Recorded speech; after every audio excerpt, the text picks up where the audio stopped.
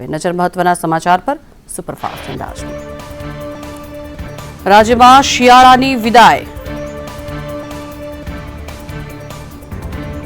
રાજ્યમાં શિયાળાની વિદાય અને ઉનાળાનો પ્રારંભ। તાપમાનનો પારો ઊંચકાયો। આજથી રાજ્યમાં ગરમી વધવાની શક્યતા। મોટાભાગના શહેરોમાં લઘુત્તમ તાપમાન 21 ડિગ્રીને પાર। સામાન્ય કરતાં 2 થી 3 ડિગ્રી તાપમાન વધ્યું। ગુજરાત અને અસમમાં 3 સેમિકન્ડક્ટર પરિયોજનાઓનો શિલાન્યાસ કરશે પીએમ મોદી। ધોલેરા ખાતેના કાર્યક્રમમાં વડાપ્રધાન મોદી વર્ચ્યુઅલી જોડાશે। આજે ધોરણ 10ના 8.35 લાખ વિદ્યાર્થીની ગણિતની પરીક્ષા। સ્ટાન્ડર્ડમાં માત્ર 8.56%। સ્ટાન્ડર્ડમાં સૌથી ઓછા વિદ્યાર્થી સૌરાષ્ટ્ર કચ્છમાં। ખાણીપીણી માર્કેટમાં ભાડું ન ભરનાર સામે એએમસી એક્શનમાં। હેપી સ્ટ્રીટનું ભાડું ન આપનાર નહીં કરી શકે ધંધો। લો ગાર્ડન પાસેના ખાણીપીણી બજારનું 78 લાખ ભાડું બાકી। અનેકવાર એએમસીએ નોટિસ આપી છતાં પણ સંચાલકો બિંદાસ। એએમસી ભાડું બાકી હોય તેમની સામે કાર્યવાહી કરશે। 14 ફૂડ વાન સંચાલકો સામે એએમસીની કાર્યવાહી। સુરતના ઉનપાટિયા વિસ્તારમાં યુવકની હત્યા। 25 વર્ષીય ગુડ્ડુ ચૌધરીની હત્યા। મિત્રના ઝઘડામાં પતાવટ કરવા ગયેલ ગુડ્ડુ પર કરાયો હુમલો। યુવકને સારવાર મળી તે પહેલા જ થયું મોત। વડોદરા સેન્ટ્રલ જેલની સુરક્ષામાં ચૂક। કાચા કામના કેદી પાસેથી મળ્યો મોબાઈલ। સેલ નંબર 4માં ઝડપી દરમિયાન મોબાઈલ મળી આવ્યા। અલી શેખ પઠાણ પાસેથી મોબાઈલ મળ્યા બાદ અન્ય 3 આરોપીઓના પણ નામ ખુલ્યા। કડક સલામતી વચ્ચે કાલા ચથેડી અને હિસ્ટ્રી શીટર મેડમ બિન્સના લગ્ન। કોર્ટે મંજૂરી આપતા પોલીસ સુરક્ષા વચ્ચે લગ્ન થયા। લગ્ન પછી સંદીપને ફરી તિહાર જેલ લઈ જવામાં આવ્યો। ચૂંટણી કમિશનરોની નવી નિમણૂક સામે કોંગ્રેસની સુપ્રીમમાં અરજી। અરુણ ગોયલના રાજીનામા બાદ કેન્દ્ર સરકાર 2 કમિશનરોની નિમણૂક કરી શકે છે। હરિયાણાની નવી સરકારે આજે 1 દિવસનું વિધાનસભા સત્ર બોલાવ્યું। સીએમ નાયબ સિંહ સૈની સરકાર ગૃહમાં બહુમત સાબિત કરશે। નાયબ સિંહનો સ્પષ્ટ બહુમતીનો છે દાવો।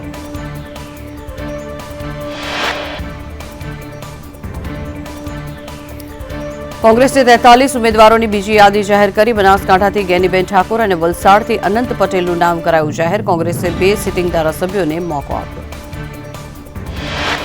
કોંગ્રેસે લલિત વસોયાને પોરબંદરથી ઉમેદવાર બનાવ્યા તો અમદાવાદ પૂર્વથી રોહન ગુપ્તા અને અમદાવાદ પશ્ચિમથી ભરત મકવાણા ઉમેદવાર।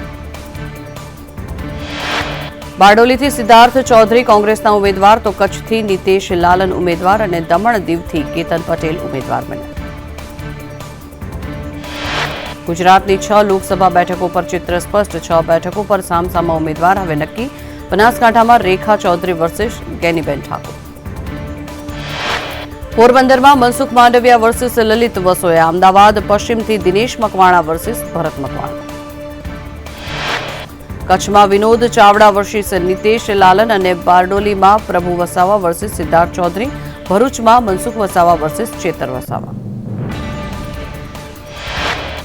કોંગ્રેસ અધ્યક્ષ મલ્લિકાર્જુન ખડગે લોકસભા ચૂંટણી ન લડે તેવી શક્યતાઓ। સૂત્રોના મતે ખડગે ઈચ્છે છે કે તેઓ કોંગ્રેસના ચૂંટણી પ્રચારનું નેતૃત્વ કરે અથવા તો તેમના જમાઈ રાધાકૃષ્ણ ડોડમાનીએ આ બેઠક પરથી ઉમેદવાર બનાવી શકે છે। નીતિન કાકાએ કડી પાલિકાના કાર્યક્રમમાં બળાપો ઠાલવ્યો। કહ્યું કે આજકાલના આવેલા અમને શીખવાડે છે। કડીના રાજકારણની મારા જેટલી કોઈને ખબર નહીં હોય। નીતિન કાકાએ વધુમાં ઉમેર્યું કે ચમચાગીરી ના કરવી પણ તટસ્થતાથી કામ કરવું જોઈએ। કદી અભિમાન ન રાખવું જોઈએ। ઘરનો શીરો ખીચડી જેવો લાગે છે। પારકાની ગંદી ખીચડી માવા જેવી લાગે છે। સુરેન્દ્રનગરમાં ભાજપ પૂર્વ પ્રભારી નીમુબેન બાંભણિયાને આપી શકે છે ટિકિટ। તળપદા કોળી સમાજની મહિલા પાર્ટીની પહેલી પસંદ। હિમાંશુ વ્યાસને પણ આપી શકાય છે ટિકિટ। ભાવનગર નપાના સભ્ય બિપિન સંઘવી ભાજપમાં જોડાયા। મહુવા કોંગ્રેસ સપા અને આપના નેતાઓ ભાજપમાં જોડાયા। આપ અને સમાજવાદી પાર્ટીના 90 કાર્યકરો જોડાયા ભાજપમાં। માણાવદરના પૂર્વ એમએલએ અરવિંદ લાડાણી કેસરીઓ ધારણ કરશે। 14 માર્ચના રોજ વંથલી માર્કેટિંગ યાર્ડ શક્તિ પ્રદર્શન સાથે ભાજપમાં જોડાશે। થોડા સમય અગાઉ કોંગ્રેસમાંથી આપ્યું હતું રાજીનામું। પ્રદેશ ભાજપ પ્રમુખ CR પાટીલ પહેરાવશે ખેસ। સીએએ કાયદા વિરુદ્ધ ઇન્ડિયન યુનિયન મુસ્લિમ લીગ દ્વારા સુપ્રીમ કોર્ટમાં અરજી દાખલ કરવામાં આવી। સીએએ કાયદા પર પ્રતિબંધની માંગ કરવામાં આવી। સીએએ એક્ટનો મુસ્લિમ સમુદાયના કેટલાક લોકો દ્વારા વિરોધ। સીએએના અમલીકરણ બાદ દિલ્હીમાં ફ્લેગ માર્ચ. દિલ્હીના અનેક વિસ્તારોમાં પોલીસ અને આરએએફે ફ્લેગ માર્ચ યોજી. સીએએના કાયદાને દેશ વિદેશથી સમર્થન.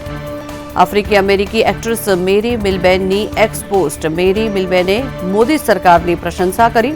ગેર મુસલમાનોને નાગરિકત્વ મળવા અંગે ખુશી પણ વ્યક્ત કરી. ભાજપ કેન્દ્રીય મંત્રી ગિરિરાજસિંહ પાટણ લોકસભા વિસ્તારની મુલાકાત લીધી.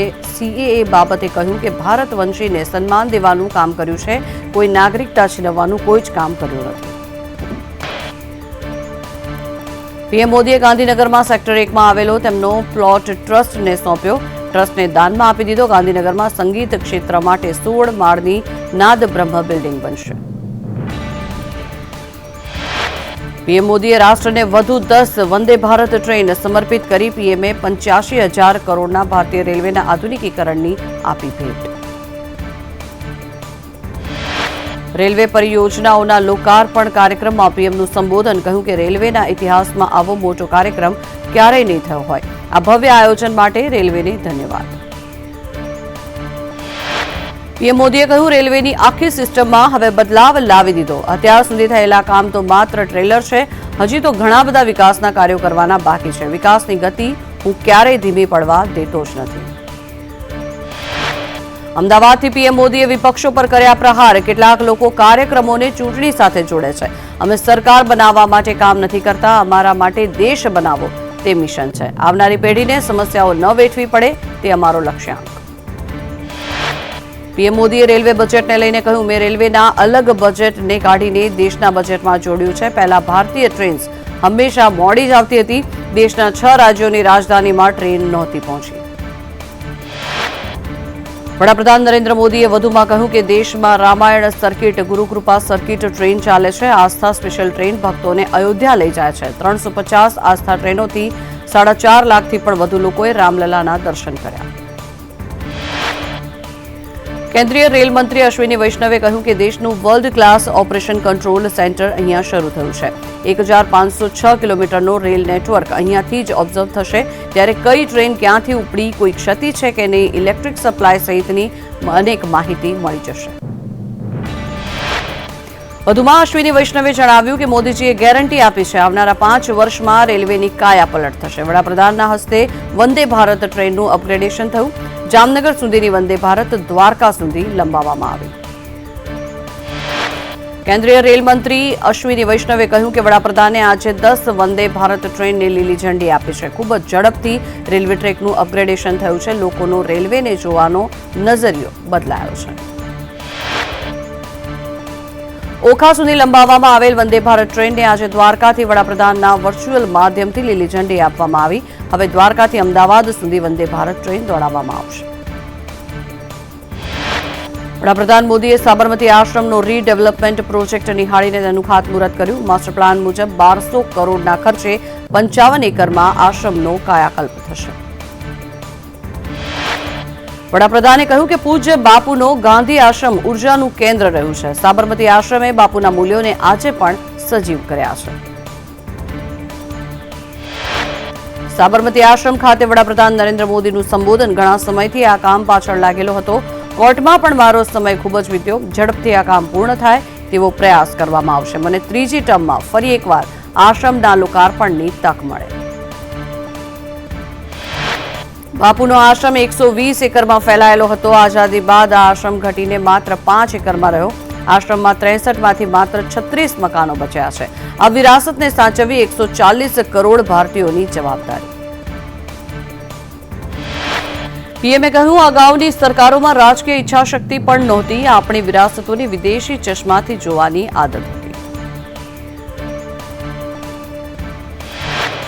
પીએમ મોદીએ કહ્યું કે વોકલ ફોર લોકલ એ ગાંધીજીની સ્વદેશીની ભાવના છે. આત્મનિર્ભર ભારત પણ ગાંધીજીની જ કલ્પના હતી.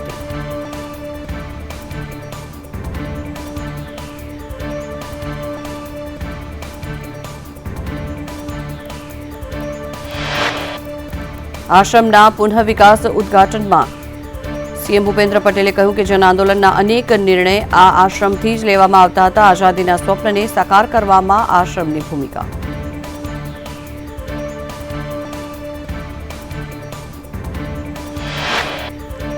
અભયઘાટ સભા સ્થળમાં ખાદી અંગે મેસેજ આપવાનો પ્રયાસ વડાપ્રધાનની ઉપસ્થિતિમાં મહિલાઓએ રેડિયો કાઢ્યો જાહેર સભામાં કુલ 28 જેટલા આધુનિક અને જૂનવાણી બંને પ્રકારના ચરખા મહિલાઓએ ચલાવ્યા તો વીજ ગ્રાહકોના હિતમાં સરકારનો મહત્વનો નિર્ણય છે ફ્યુઅલ સરચાર્જમાં 50 પૈસાનો ઘટાડો જાન્યુઆરીથી માર્ચ સુધીના સરચાર્જમાં ઘટાડો નોંધાયો લોકરક્ષક અને પીએસઆઈની ભરતી જાહેર 4 એપ્રિલથી અરજીઓ ઓનલાઈન સ્વીકાર થશે કુલ 12,472 જગ્યાઓ પર ભરતી જાહેર કરાઈ સુરતમાં કુપોષિત બાળકોની સંખ્યામાં વધારો સુરતમાં 68,845 માંથી 1,797 જ બાળકોનો સમાવેશ